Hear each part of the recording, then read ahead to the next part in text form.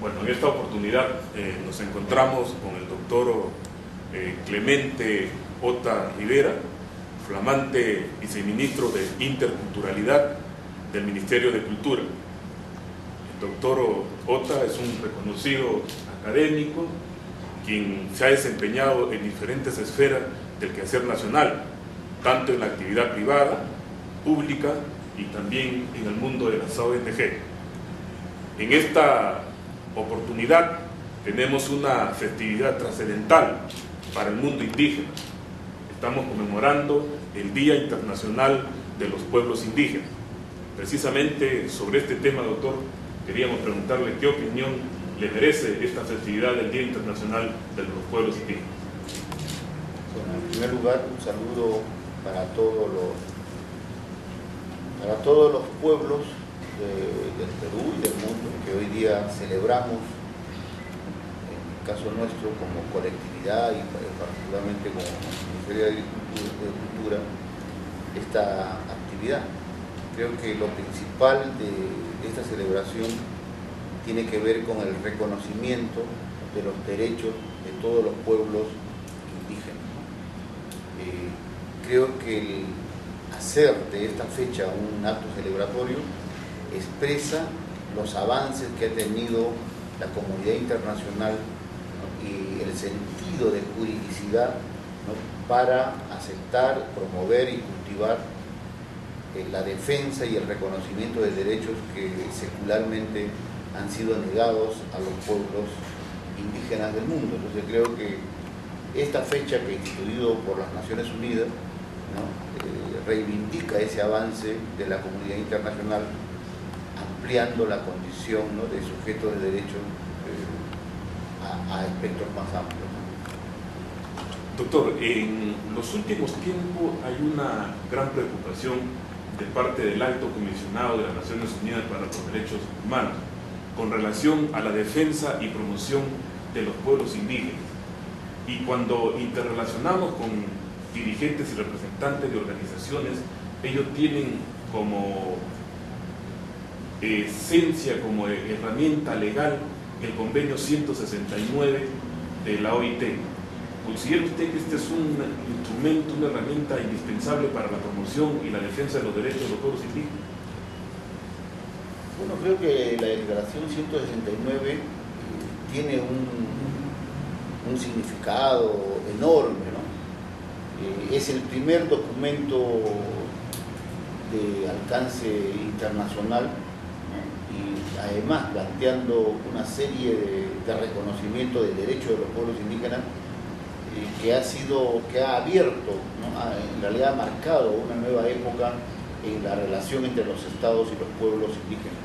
Creo que tiene una importancia fundamental, ¿no? Y es totalmente necesario promoverlo y reconocerlo, además, ¿no? Que es, quién sabe, una de las cosas que el Estado peruano no ha estado asumiéndolo de manera correcta, ¿no? Definitivamente la importancia de este convenio es muy grande y creo que es hasta ahora el instrumento jurídico más importante que se ha promulgado, ¿no? A nivel internacional sobre los derechos de los pueblos indígenas. Bueno, y la otra es la que hace algunos años acaba de producir también la ONU, ¿no? Sobre la declaración, ¿no? de los derechos de los pueblos indígenas. Pero evidentemente el convenio 169 es un hito, ¿no? en la protección de los derechos de los pueblos. Nos encontramos en un sector del Estado de reciente creación, el Ministerio de Cultura, y con él también la creación del Viceministerio de Interculturalidad. ¿Cuál es la perspectiva o qué propuesta hay con relación al fortalecimiento del trabajo que ha venido realizándose a favor de los pueblos andinos, amazónicos y afroperuanos? Mira, yo diría que hay tres ámbitos donde hay que priorizar y donde va a calificarse el desempeño de este viceministerio. En primer lugar, partimos de un enfoque de derechos, en primer lugar. Entonces nosotros no compartimos plenamente la idea de que se trata principalmente de que el Estado haga políticas de inclusión social. ¿ya? Nosotros creemos que esa manera de tratar el tema es insuficiente y es muy superficial. Yo creo que de lo que se trata es cómo construimos un Estado pluricultural. Yo creo que eso te plantea una visión diferente, ¿no?, de la participación de cada comunidad, de cada ciudadano, pero también te plantea una noción diferente de los alcances y la profundidad, ¿no?, de los cambios políticos y culturales que hay que hacer. ¿A qué me refiero con esto?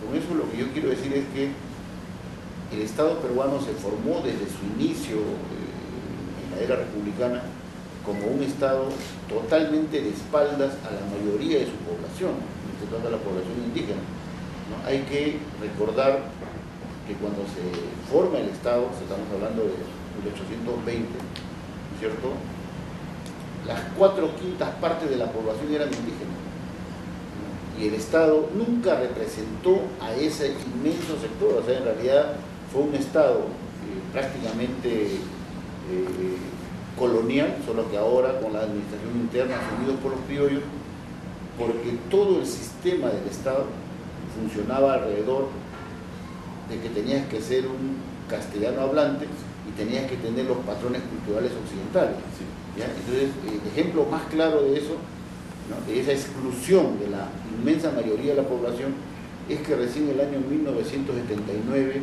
se reconoce el derecho a los analfabetos, el derecho electoral a los analfabetos. El derecho al voto. El derecho al voto, ¿no? Entonces, y esa población que no era castellano hablante, que hasta 1940 era ampliamente mayoritaria, es la que nunca pudo participar en las decisiones políticas de este Estado, ¿no? Entonces, la naturaleza del Estado es un Estado que se ha construido y se ha desarrollado y hasta ahora sigue funcionando de espaldas a esa inmensa mayoría. Entonces, por eso es que yo digo que el término de inclusión social no lo reconoce adecuadamente.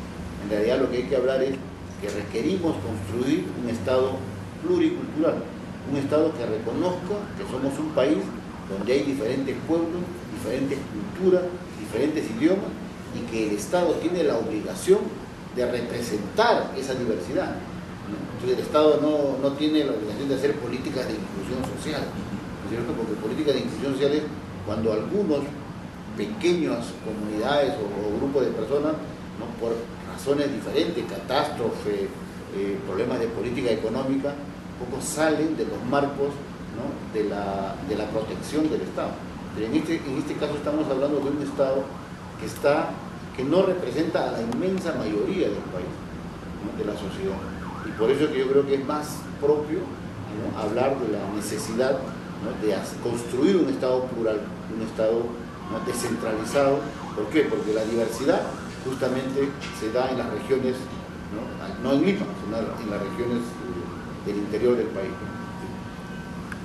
Doctor, en los últimos tiempos se ha hablado mucho con respecto a una norma que responde precisamente, entre otros ordenamientos internacionales, al convenio 169 que hemos hecho referencia en la pregunta anterior.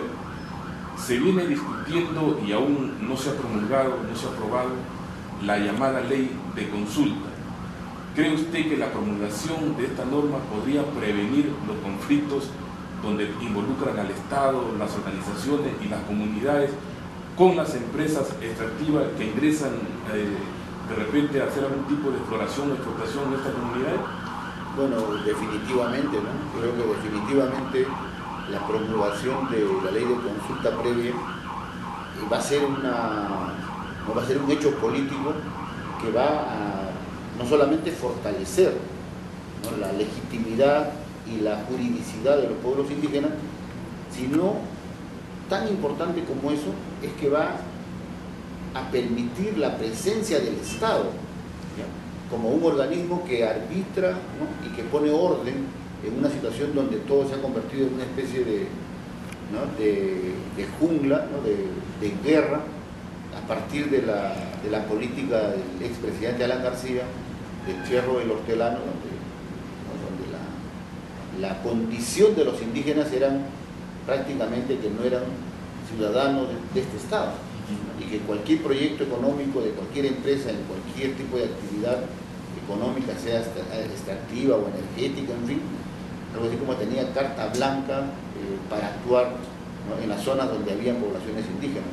Entonces la aprobación de la ley de consulta previa lo que va a generar es un reforzamiento, ¿no?, de los derechos de estos pueblos, ¿no?, y una obligación a que cualquier empresa, cualquier proyecto económico tenga que primero, ¿no?, ser consultada y contar con la opinión de las personas que van a sufrir las consecuencias, ¿no?, de la introducción de esos elementos económicos o empresariales nuevos y diferentes, ¿no? Entonces, yo creo que si eso se produce, y de ahí la urgencia en que se realice, lógicamente los conflictos, las tensiones, los enfrentamientos no van a desaparecer, pero sí se van a reducir notablemente, ¿no?, y seguramente van a ayudar también a construir un espacio de diálogo, de comunicación.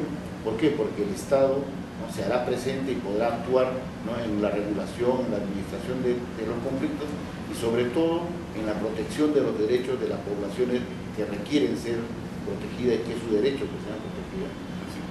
Hay unos términos que se vienen usando sobre todo en el marco del tema de igualdad de oportunidades, que es el vivir bien o el buen vivir.